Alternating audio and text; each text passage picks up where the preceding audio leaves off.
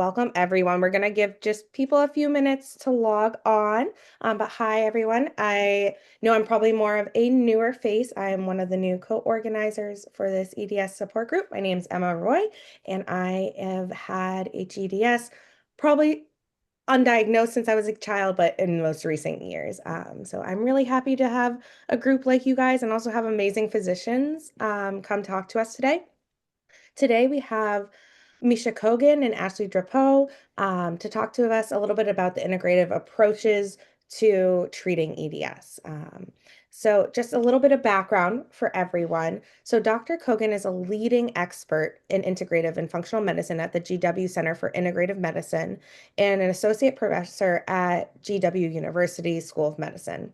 He also serves as a CMO for GWCIM and the Associate Director for the Geriatrics Fellowship Program.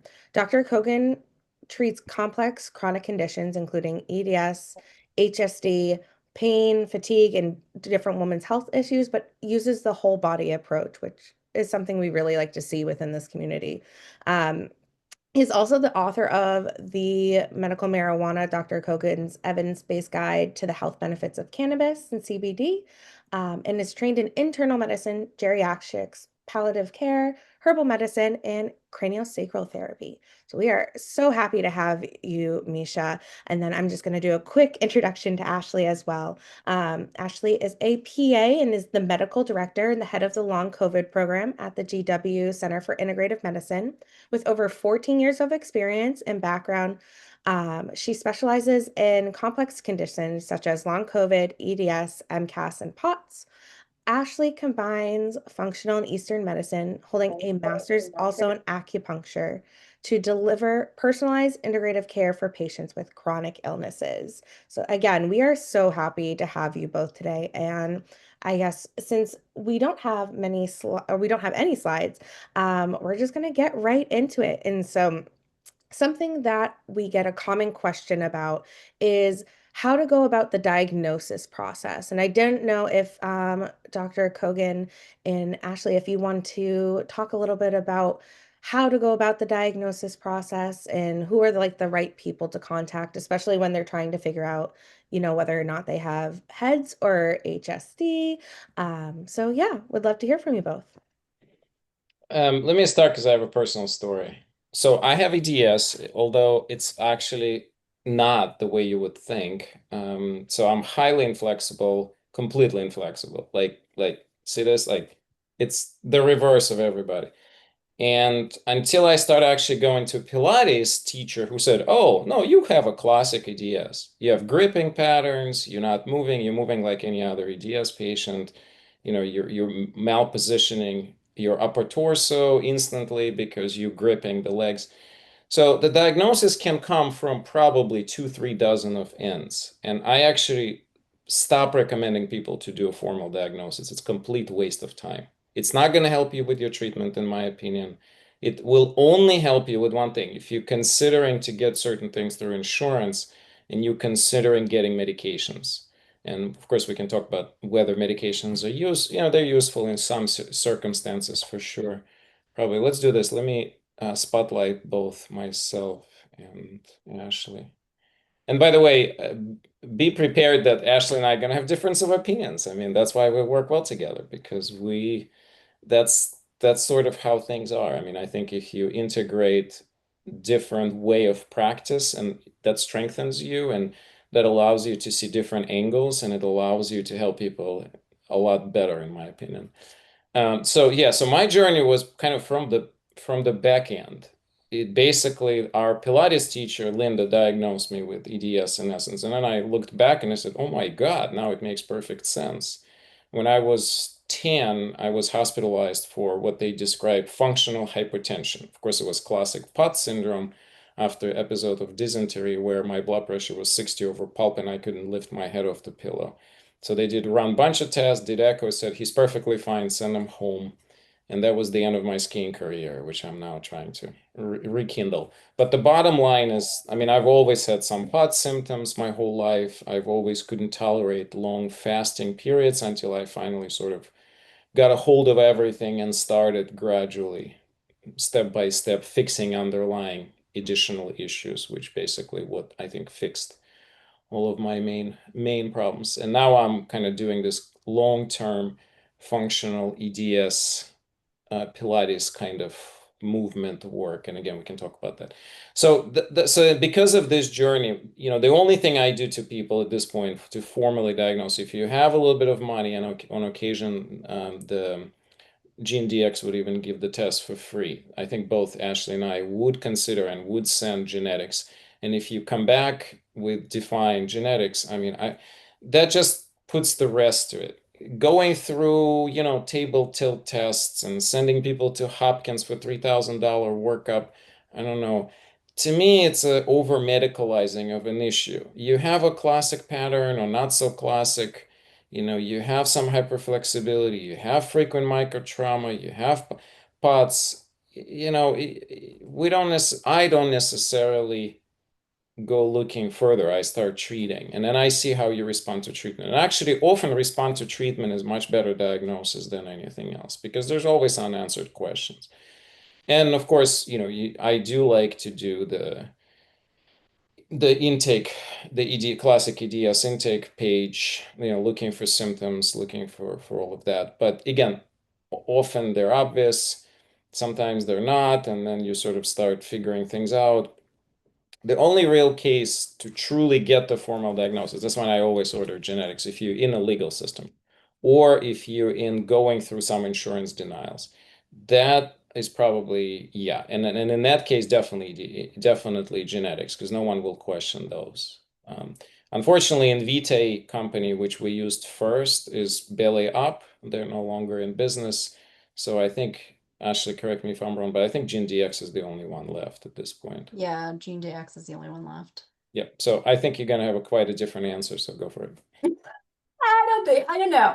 I have a mixed answer. This is what I'll say. I think a lot of people live with a lot of symptoms and different body systems for a long time and don't really have any answer of how it connects. So sometimes for my patients, having a concrete diagnosis gives them a little bit of clarity over their own body and how it's working, and also a way to speak to the medical community as a whole, which I think is important in terms of getting good care.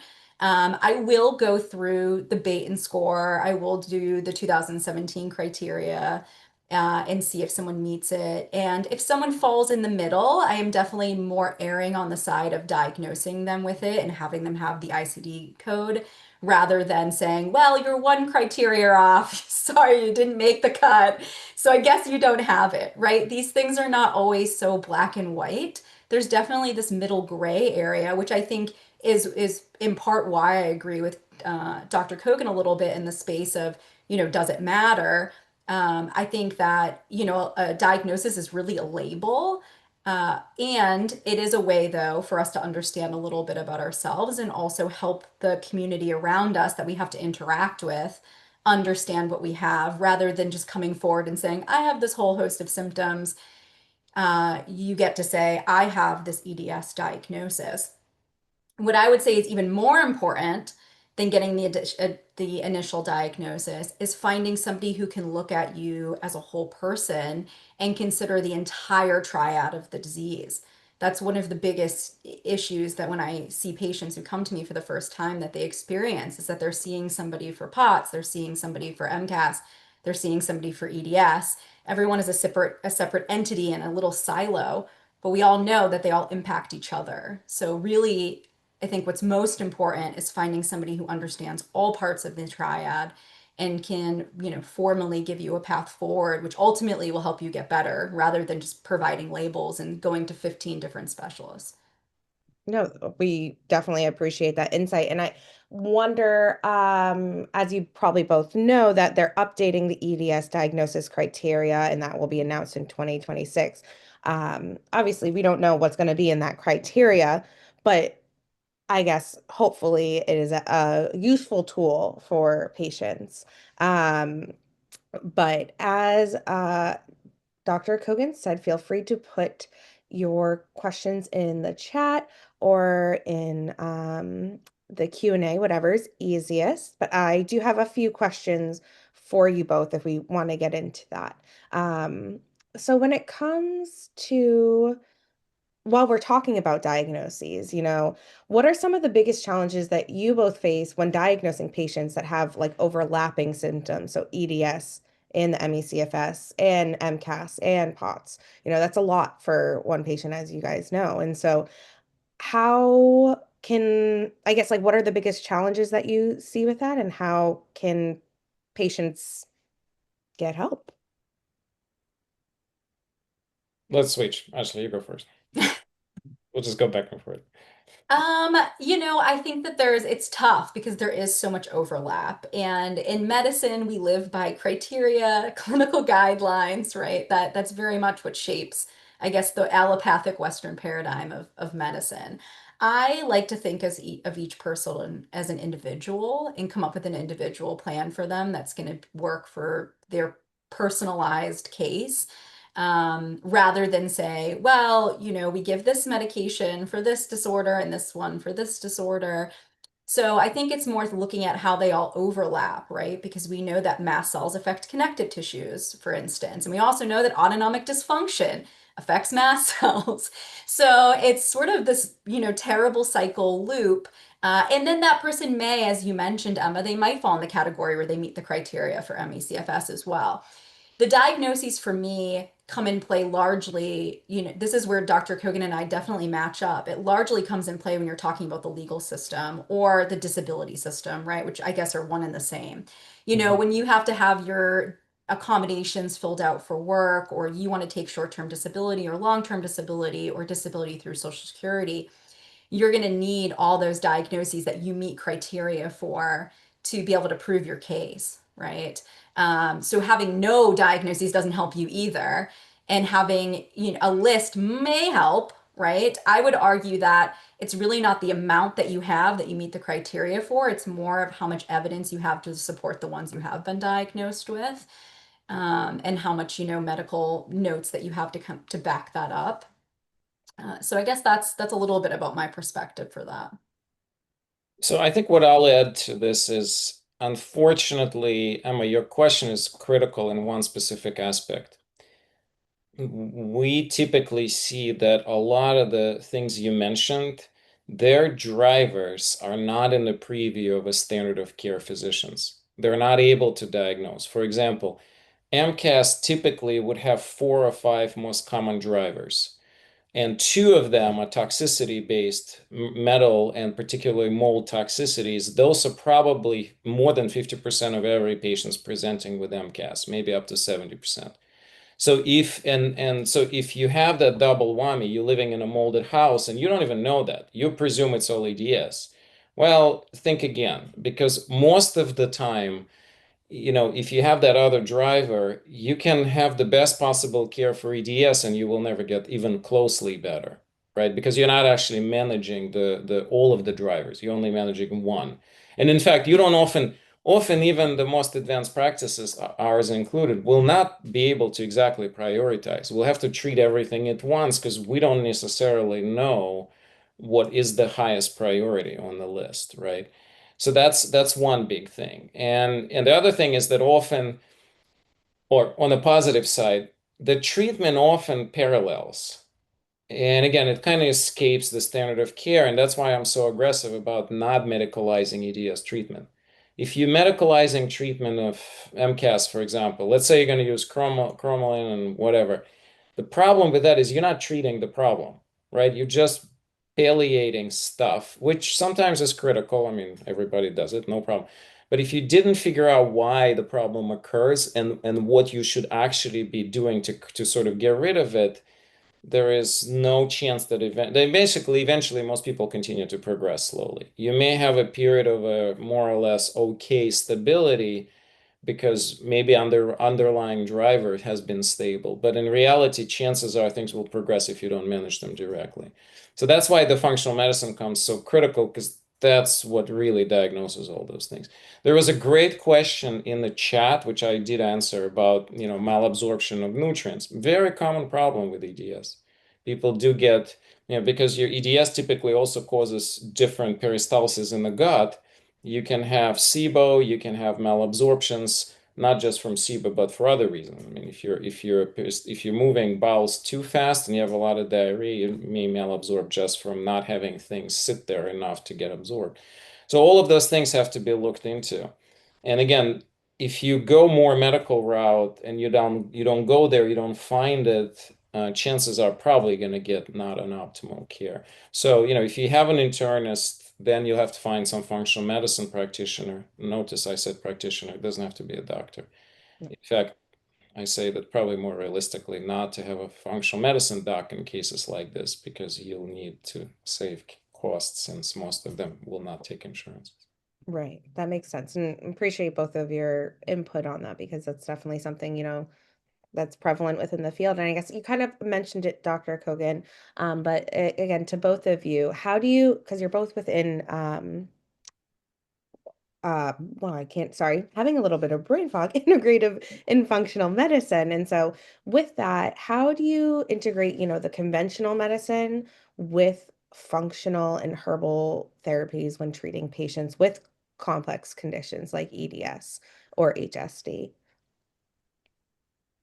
Yeah. I'm answering the chat You're questions. answering the same question. Okay.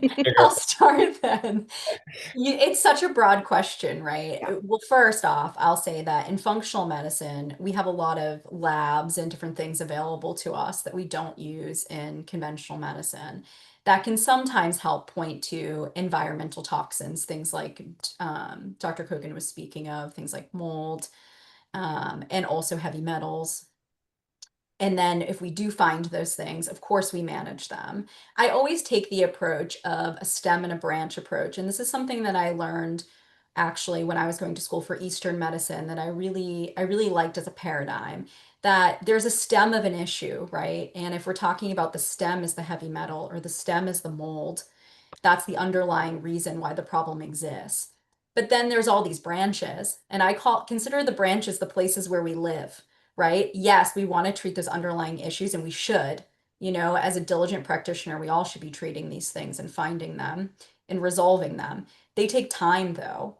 And so sometimes simultaneously, you have to treat some of the branched items, right? So that somebody can live a life.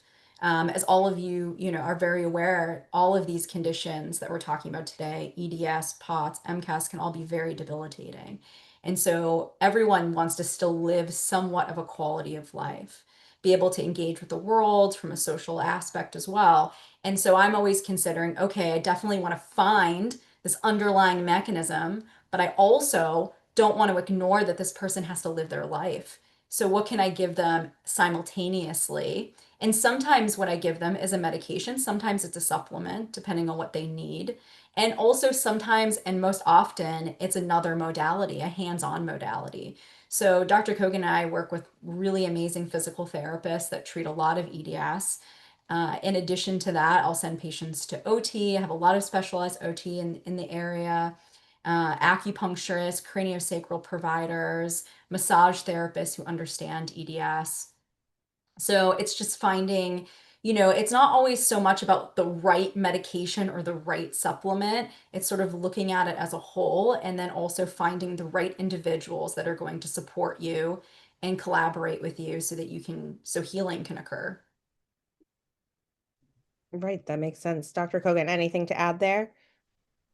No, I mean, I'm answering this because the questions in the chat are kind of parallel the conversation, so it's kind of perfect timing. So I think both Jennifer and also Cher asked great questions, like how do you figure this out? Well, I mean, that's a clinical expertise. You do some tests, you talk. The patterns of symptoms matter a lot. Let me give you a simple example. Jennifer, the way you describe it, I would say if the brain fatigue is very big, prominent piece, and if you have also GI stuff, I would put mold probably above everything else first. Why? Because if it's just EDS, you're not going to necessarily have a lot of brain stuff. You're going to have a little bit, you may have a little bit of GI, but they're not going to be prominent, right? Your EDS is going to be your typical, microtraumas, different pain syndromes, POTS, of course, going to be huge, those things. But once you start going into these other systems, but that's how you do it. So you look into complexity of the symptomatology and the pattern first.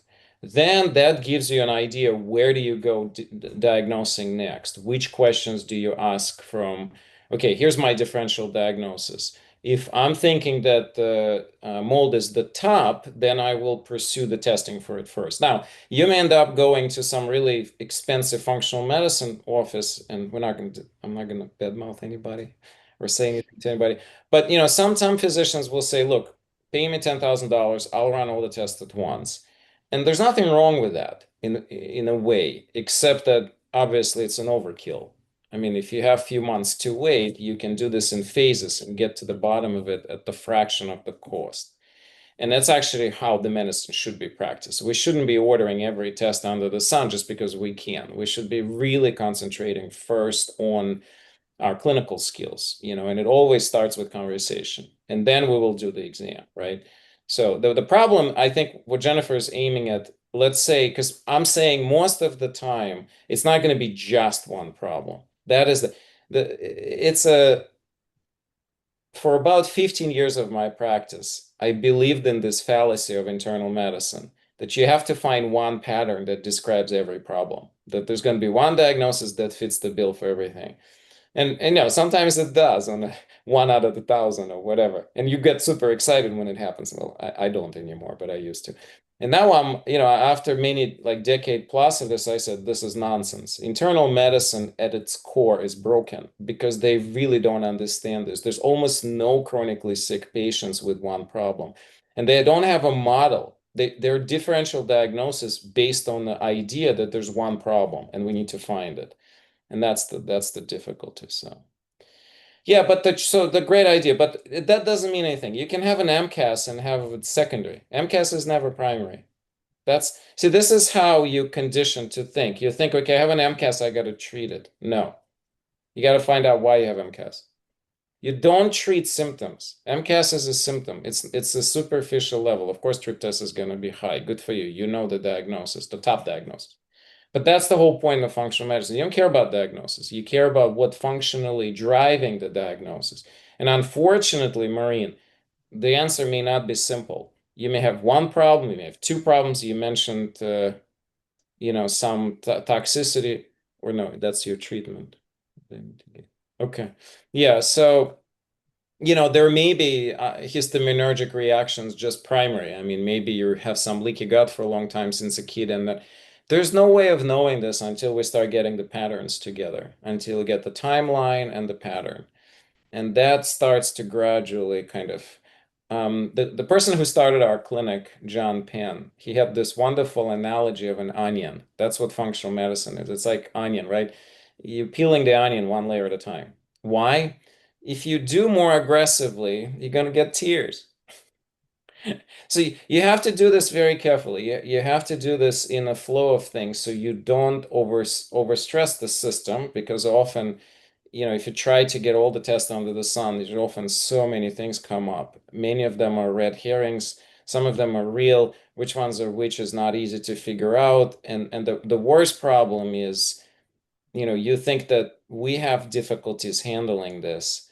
When with an AI, I think all of this is going to get sorted out. I mean, I have no doubt that in a few years we'll just plug it all in, and differential diagnosis accuracy of the AI will be 10 times better than humans ever will be. But that's not the point. Okay, let's say AI gets everything right. And it already does. I'm involved in a startup that's doing integrative medicine AI, and like methylation, it's already fully operational with an AI with 95+% accuracy. But the treatment, the timing of the treatment, how to handle this, the human component will always have to be there. I can potentially have the best possible initial phase, but I ultimately don't know what the response is going to be to that initial phase. So you often have to sort of, it's like, again, you peel one layer of an onion, you understand, you move to the next. And often the treatment has to be involved in there, and the management aspect of it. Yeah, that makes sense. And I guess kind of what we're talking about management and treatment management, one of our questions in the Q&A was, what's your approach when your patient is stuck in a rock and a hard place? So when they have a lot of different challenges and, they're taking different things, medications to help one thing, but then it makes another one of their symptoms worse. Just because that is something that commonly happens within the EDS and other chronic illness communities. So what's your thoughts on that? I know you did mention, getting to the root of the problem, but that sometimes takes a bit of time. So what do patients do in that meantime? This is really, really common. Great question. It is a great question for so many reasons, because we see it in all aspects of medicine, right? The polypharmacy sort of it all. And then you get side effects. And also, I think what was mentioned in that question too, as I read it, was sometimes you get conflicting advice about, well, bed rest for this, but also if you don't move, then that's going to cause this other problem, right? Sometimes we have to step back a little bit from all the things that we're taking and start to take some things away and see if they were really helping us to begin with. I've worked with a lot of patients on doing that because they have a laundry list of medications that they've come with, and it's really hard to tease out what's causing a side effect versus what's even helping anymore. Sometimes we don't even know we're taking something, we're not even sure if it's actually making a difference. And the best way to determine that, this is not everybody get off of all your medications recommendation. I would never do that blanketly. But I'll say sometimes you have to work with your provider of saying, okay, let me wean off of this or take this away and see if it really was benefiting me, or if it was just causing some side effect that wasn't helping me at all. And it's a really difficult position to be with. And I think that's why, honestly, the most important thing is finding somebody that you actually can work with that's going to listen to you and want to work with you on this. Because if you have somebody on the other end who says, nope, that medication can't cause that, or that doesn't cause that, then you just hit a brick wall and there's nowhere to go from there. Or actually just stay on that for much longer, right? When you know that maybe it's not the right thing for you. So I think some of it becomes finding the right practitioner who's going to work with you to be able to point you sort of in the right direction. And then also always considering the nervous system. The nervous system, when you're in a dysautonomic state, you're going to have a reaction to so many different things. Same thing with MCAS, right? So some of it is around retraining the nervous system, right? And that can be working with a provider that does some hands-on work, who does some, acupuncture or any other limbic retraining, breath work, right? Meditation, all of those things that work in the nervous system is only going to help you, because I found that when my patients are doing something that actively is working on their nervous system, they often have a much better prognosis than those that are not. Yeah, I mean, I will only add that use very non-conventional methods when you're hypersensitive to stuff. Usually in my book, it means one or two things. Either there's an energetic footprint, which basically that's what Ashley was trying to answer. I mean, strengthen your central nervous system as much as you can. There could be more of a deeper energetic footprint, trauma of some sort, or some even spiritual distress. And I mean, those things you have to dig even deeper sometimes than the basic body work. You may need some somatic experience or something like that. Or maybe even constitutional homeopathy. I think sometimes that works really, really well for some patients. And the other thing I would say, typically when you're very sensitive to medications, it means your methylation is off. And you have to start there. So you can start, that's why I'm saying I'm so skeptical of a medical management of EDS, because there is no recognition of subtleties. There's no recognition of subtle drivers that make people individual, right? They're basically say, okay, here's LDL, LDN. Melissa's putting the question, which we'll answer next. Everybody should be on 4.5, so go up and take it. And then, well, you're hypersensitive to that dose. You take 2 milligrams, and so that's basically means that your body not able to process it. And the only way to explain this, either there's some kind of a central nervous system or energetic footprint that's off, that immediately shifts you, or you're not processing the drug or the substance itself well. And then the first thing, of course, is a detox and methylation, and probably also general nutritional status. Sometimes when people are very, very nutritionally depleted, they get strange responses to things. So and also you could be very toxic. So that's another category. Your detox system may be average or even better than average, but if you're overburdened with a total load, if your bucket is completely full, it's often very hard to get out of that. And so again, it has to be diagnosed. So I actually want to answer quickly the LDN question in Q&A because it's a great question. Yeah, go for it. Yeah, so one thing, first of all, I mean, any pharmacy will make LDN, but you can also, if you're really strapped for money, you can make your own. 50 milligram tablets, 100% covered by every single insurance. Ask your doctor to prescribe them. They shouldn't have any problems. It's completely safe at any dose in a way. I mean, you may get fatigued or just not tolerated, but it's fine. And then you crash them and you mix them. You mix them in 2 ounces of bottle of purified water. It doesn't even have to be distilled or sterile. And so if you're taking 2 milligrams, so each pill is 50 milligrams, that means it's 25 doses. So you just calculate accordingly and then just use them accordingly. And that costs you nothing. And 130 tablets will last you for a year at no cost. So, and generally LDL is not expensive. I mean, but typically compounders will charge you extra for their work, of course, right? They have to make a living, and maybe it's $30 a month, but it's $30 a month. So, And always make sure that you ask your prescriber if you're getting something from a compounding pharmacy to prescribe a large quantity.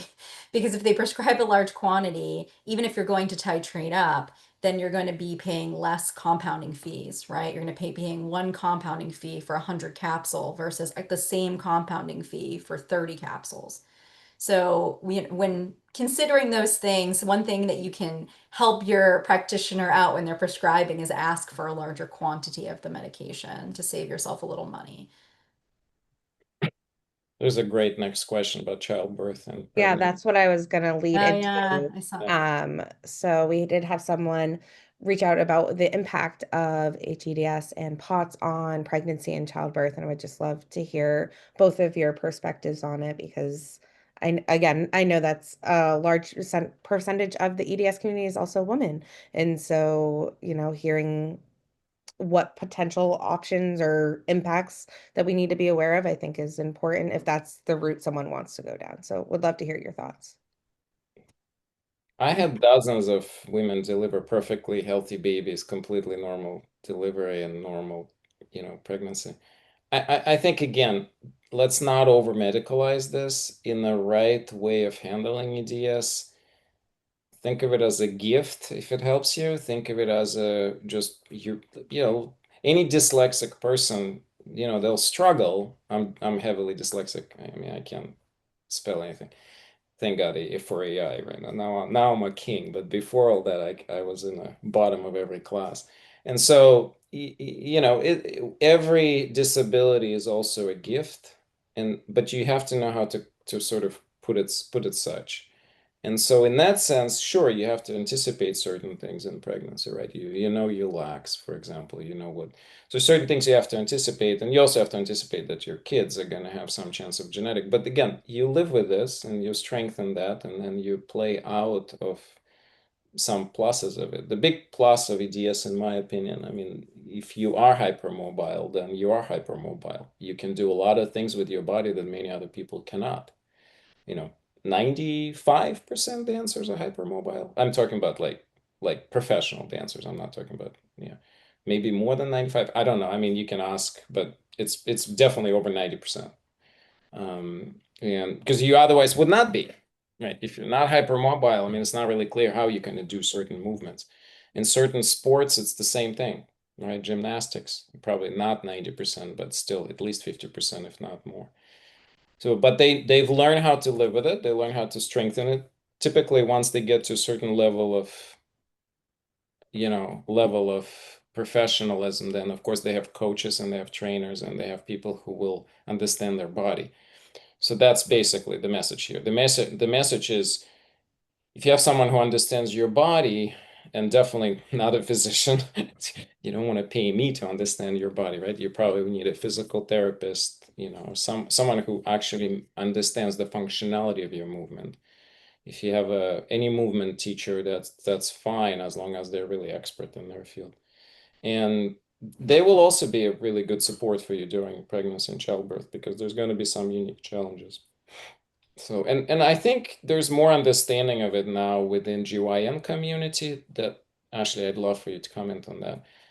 I think there is more understanding. I have seen some gynecologists beginning to sort of not poo-poo it off the bat because that's used to be the typical response.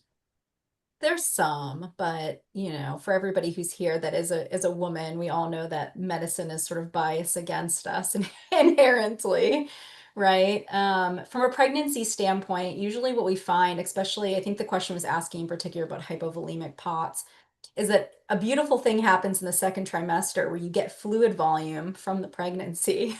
So it's almost in the second trimester, it's a little bit of a hack where you're getting some fluid volume in the second trimester, which actually can make you feel better. Now, that first one, usually what we've seen in the evidence that's out there, again, lacking, but the part that is out there shows that most people feel a little worse. It's going to worsen fatigue, right? The hormones may make connective tissues a little bit more lax, which is going to worsen hypermobility. If you have something like vascular EDS, that's a whole nother story. So vascular EDS can be really dangerous in pregnancy. It can lead to uterine ruptures and some bad outcomes. But Those hypermobility, are common though, thank God. I mean, they're much less common than other. yeah, definitely not as common. But it's always good to let your OB know. If you have a midwife, let them know. Sometimes I speak with the midwives or the OBs of my patients with EDS that are pregnant or who have POTS that are pregnant, just so that they can understand that this person has a fatiguing illness, that they may run into some of these issues in labor.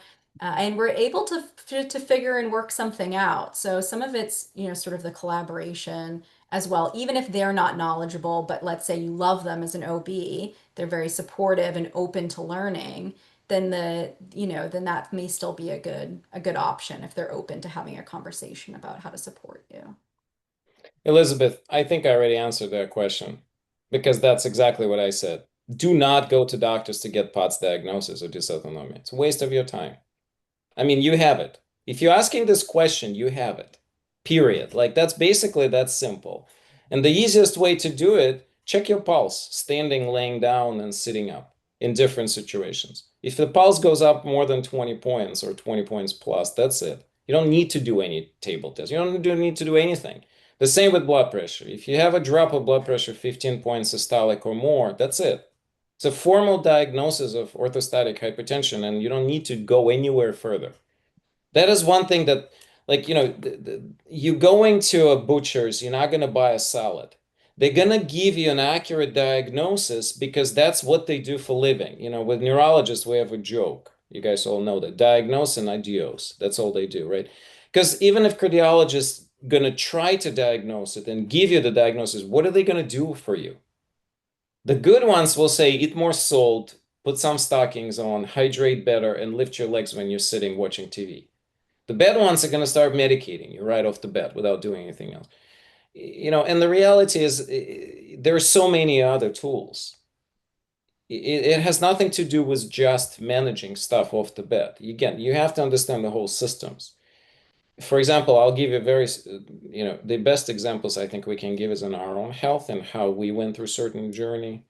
The way I actually fixed my own dysautonomia was I worked on two things. On three things. I worked on detox. Turned out my detox, my mercury toxicity was driving dramatically nitric oxide being formed. So I was horrendously nitric oxide deficient. So when I needed to have nitric oxide, it wasn't there. And then so the body would overstimulate itself, try to make some, and then you have a burst, and then you have a crash. So when I fixed the nitric oxide and detox, there was some improvement. And then I started building muscle mass. Once you build enough muscle mass, you get pretty substantial protection against any of those things because the muscles will feed itself in a sense with vasculature. And so you'll start getting a little bit stronger. But I still have to hydrate a lot. I still constantly tons of salt. And I don't really care. I'm never going to go get tested. Why? How is this going to change my life? Let's say that I want to go get official tilt table. Okay, well, I know maybe I'll pass, maybe I fail. I don't care. Either way, it will not change my management. Because I'll never allow anybody to give me beta blockers or any blood stimulating pills because they will gradually make my dysautonomia down the road worse for me personally. Why? Because I'm already managing it. Now, you have to sometimes take those pills simply because you don't have any other tool because you're so severe. Eventually, we'll get you out of that if we can. But if you have to take beta blocker, that's fine. But I'm telling you, on my own experience, when I tried them, I almost died because they just bottomed me down without any balancing act. So everybody's different, everybody's individual, and diagnosis in itself is, in my opinion, is not even necessary. I just define to you. I don't even look for formal tilt or anything anymore. I kind of get a sense, does the patient have POTS, in my opinion. If they tell me, if they walked in the door and said, I have POTS, I'm not going to not believe it. I'm going to just manage it right off the bat. I may not even ask for any tests whatsoever. Because why? Like, if you're telling me the picture, if I'm asking a couple questions and I say, well, when do you get a little dizzy? Okay, when I stand up, when I forget to drink. I mean, what else do you need to know? You're the best judge of your own body. You're the best physician for your own symptoms, for understanding what happens to you when certain stimuli apply. The cardiologist, neurologist, immunologist will never be able to address any of it. Moreover, they will never be able to ask the right questions because they're asking questions to diagnose. You don't want to do that. You need to ask questions for management, not for diagnosis. That's way more important. And, they don't have tools. If it's not a medication, then most physicians don't. There are some good ones that would apply, especially there are a few cardiologists, I think, who are very aggressive in non-pharmacological treatments. Less so neurologists. Immunologists are a totally different breed. They often will not even talk to you if the issue is not purely immunologic diagnosis. That's another thing. Unfortunately, we're in such a subspecialized environment that a lot of the docs will not step outside of their box. So if they feel that, let's say you're going to cardiologist with POTS, okay, but if you're going to the immunologist and you're asking, well, I have POTS, they're just going to look at some immune component of it. They're not going to manage anything. They're going to say, this is not my problem. Go see a cardiologist. And Jennifer, right? I think was her name. That's why you've been shuffled back and forth because they each in their mind feel that it's not their problem to address. And I'm not questioning that. I mean, people do what they do. Providers do what they do. They may not feel comfortable. That's okay. Yeah, so I guess maybe, or Ashley, I guess if you want to weigh in at all there, or we can bounce it to the next question. Yeah, I was just going to say that I think that a lot of it comes from the discomfort and the lack of education on things like EDS, POTS, MCAS, etc., mold, right, what we were talking about earlier. And I remember doing this talk about long COVID actually, and POTS was brought into the conversation. And after the talk, a practitioner actually came up to me and said, you know, after I listened to your talk, I heard the thing about POTS and I realized that this patient I had totally dismissed probably had that. And I feel really guilty about it. And I think actually I'm going to go back and call that person later this week and see if I can get them back into the clinic to try to do it over again and get them the help that they need. And that really struck with me, and I think is the reason why both Dr. Kogan and I do a lot of speaking engagements with different providers and different communities because we want to educate the general population and general practitioners and surgeons and everybody who works in specialties about these diagnoses that they may not be thinking about. So I don't know if it's, I think some people may be open to it or open to managing it, but unfortunately they don't have the knowledge to do so. And so it just becomes a being sent to 500 different specialists conversation. And the poor patient gets put in the middle of that, having to go to 500 doctor's appointments with no real answers because everybody is just punting them to the next person, to the next person, to the next person. Right. No, that I know that's a very common feeling within the EDS and other chronically ill patients. So I guess, but we were kind of talking about it, and I would love to know. So, what strategies do you use to ensure patients feel heard and supported? Especially with dealing with these conditions that are often misunderstood. Like, it's great to hear that that doctor came back and made those or wanted to reach out to that patient and makes that change. But that's often we don't know if that's the case or not for everyone. So how do you make patients feel heard, and how do you help them like advocate for themselves in other situations? I could probably start with this one. I would say one, by believing them, right? Believing that they know their body more than I do in the first 5 minutes of meeting them. There's this huge misconception in medicine that we know everything, right? People in medicine are almost treated as a little bit of all-knowing, like gods. And I really have an issue with that, the egotism that exists in medicine. But I think when a patient comes to you, they've been living in their body for as long as they've been living in their body, and they likely know it better. And we need to start listening, actually deeply listening to our patients and validating their experience, and also being willing to do the work to look into why they may be having these symptoms. If we don't know it ourselves, educating ourselves about this. I got into this work because I was a long COVID patient myself. And with long COVID comes many of these things that we find out about ourselves, things like POTS, EDS, MCAS. And that's how I got into treating those things, because it became a part of long COVID. And so I could have stopped there and said, well, I only care about the COVID part and, and how that's affected your immune system, or whatever piece I decided to care about in that moment. But instead, I just decided to become a sponge and learn absolutely everything I could, and go to every conference about things like EDS, things like POTS, MCAS, the things that were ailing and affecting my patients with long COVID. So I think that, all of these things are connected and they just can't be teased apart, and that becomes a problem. And then I'll also send my patients only to specialists that I know understand something about these disorders. So I have a couple of immunologists that I really trust and I like a lot, that I think do a good workup and do a good job.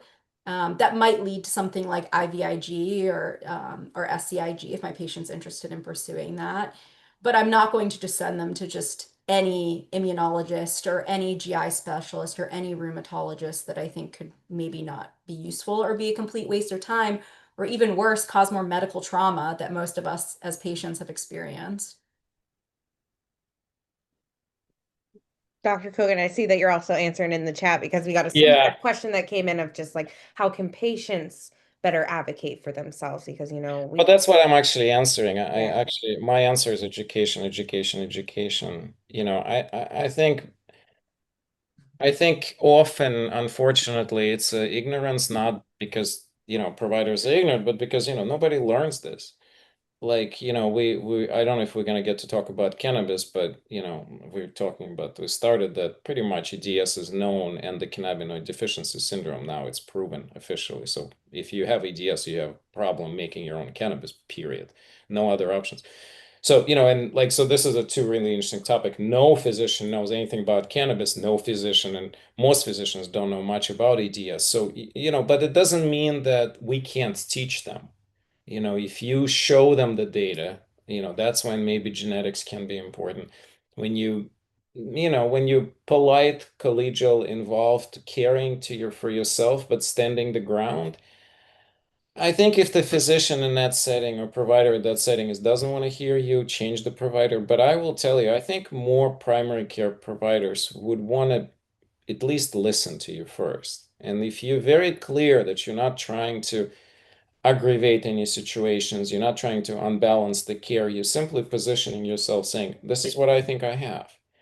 And I think most PCPs are gonna, at very minimum, hear you out. And if your position is well evidenced and supported by data, a good provider is not will only listen to you, but eventually, if they were skeptical, then eventually they'll become your best advocates, because they'll convert themselves in the thought process, and because you're also helping them to improve their practice, right? I mean, we all don't know everything, and I now routinely I would say that probably at this point, a third of all my visits, actually, I can't talk to you, for you, but at least the third of all my encounters starts here. Here's what ChatGPT says. Boom, paper on the table with a full description of symptoms with some kind of analysis. So it's a new era, right? And I can't ignore it. I mean, I'm gonna read what was brought. I'm gonna think about it, and then I'm gonna decide if the questions to the AI were asked appropriately, and then probably AI is going to come up with the right answer. So I better actually address that, and I better then, if I disagree with something, I'm going to have to learn why I'm disagreeing. Is it my problem, or is it the problem of the way the questions were positioned? So it's the same for everybody. Don't be afraid of being your own advocate, because chances are it's still an orphan condition, guys, gals. You're not gonna have a lot of advocates there, unfortunately. So that's the sad part of the whole conversation, really. What I said When about cannabis is even more stark because, the endocannabinoid deficiency syndrome diagnosis is still largely an academic discussion, even though what I'm telling you is now has number of really high grade scientific papers published. But how do you translate to clinical science? Nobody knows. Right. So that's a lot of these things are, because there's not a lot of translation, it's hard to really, you're basically going to have to be N of one. So you have to be your own experiment, so to speak, to try certain things. And so I'm becoming more and more accepting of a biohacker mind model. I don't advise you to become a biohacker necessarily, but I advise you to become to have the mentality of biohacker, not being afraid of taking safe experiments on yourself, because often they'll be the ones, because nobody else will advocate for that, and you'll have to try things. in the beginning, it was brought up about the whether to have or get the EDS diagnosis or not, whether it'd be useful or not. But from what you've been saying through this, having that EDS diagnosis would come in useful if you don't know if you have POTS, if you don't know if you have MCAS, if you have GI issues that you aren't aware that can be connected to it. So it could lead to understanding or greater understanding of what all the comorbidities are, whether it's endometriosis, whether it's ringing in the ears, whether, it's all these things that can go with it. It can be very useful to actually get the diagnosis, particularly if you end up with something such as vascular. Mhm. Well, Danielle, that's exactly right. That's why I'm more proponent of genetics, because the problem, if you don't have genetic, unfortunately, even if you went to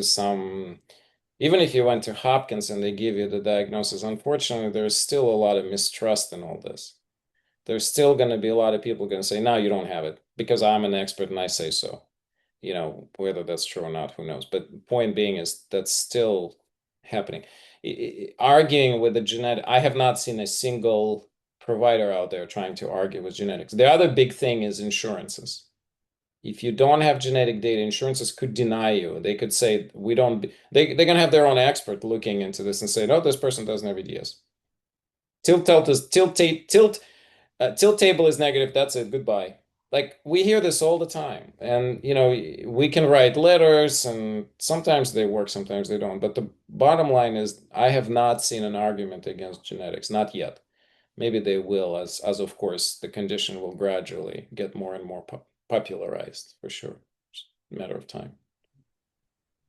Yeah, no, that makes sense. And I mean, we are pretty much at time, so I don't know if you guys wanted to add in anything else before we end the call. I mean, I feel like this was a very insightful call, and I really appreciate you guys taking time out of your busy days, let alone on a Sunday on your week off or on your weekend off. We really appreciate that. But if there's any last little tidbits that you guys would like to leave with the group. I would say everybody should experiment with a little bit of low dose THC and some mix of cannabinoids, preferably full spectrum. Everybody have to try. You will find that response rate is somewhere between 70 to 90%. And that'll lead you to getting off a bunch of stuff. Definitely pain control with cannabinoids is preferred. Definitely GI control is often preferred because the cannabinoid receptors in GI are probably one of the highest prevalence.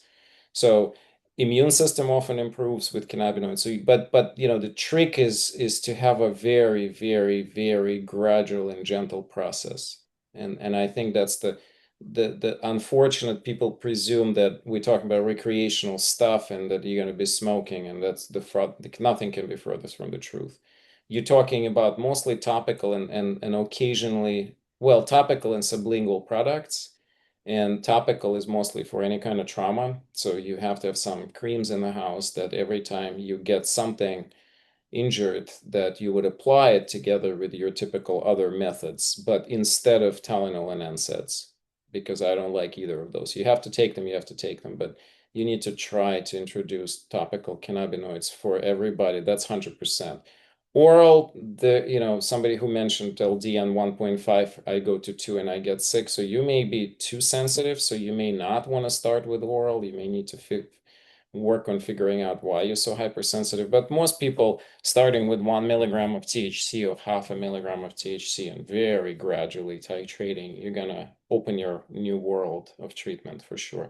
And the reason is because there's nothing better that can mimic your own deficiency, right? We don't have any other current ways of balancing endocannabinoid system at the moment. We will probably at some point, but not today. Someone's asking here, what qualifies as low dose for cannabinoids? I start with 1 milligram. If I feel patient is a little bit of THC, if I feel that you may be a little bit stronger, I'd start with 2. That does not apply to topical. You're going to absorb very little to nothing systemically. So I wouldn't smear it, but I would use the typical amount of cream. You get a jar of cream, it should last you for at least a month, if not longer. So if you apply typical small amount, don't worry about it. But oral intake, so sublingual, start with 1 or 2 milligrams at the most and very gently titrate. CBD is a gimmick, right? It doesn't do much directly. It has to be in concert. CBD is a modulating molecule. It alone would do close to nothing. I mean, it'll modulate your own endogenous cannabinoid system, but often it's deficient, so there's not much. So you have to put THC in the mix. With EDS, THC is going to be the king, and everything else is going to be the entourage, we call it entourage effect. So flavonoids, terpenes, other cannabinoids. CBG is probably getting close to THC for most people with any kind of neuropathic components. But again, we're way out of today's conversation because it gets pretty complicated. But I just like for people to use full spectrum products. So you can even grow. I mean, that's another beauty. Now that every state you can grow your own, just grow your own.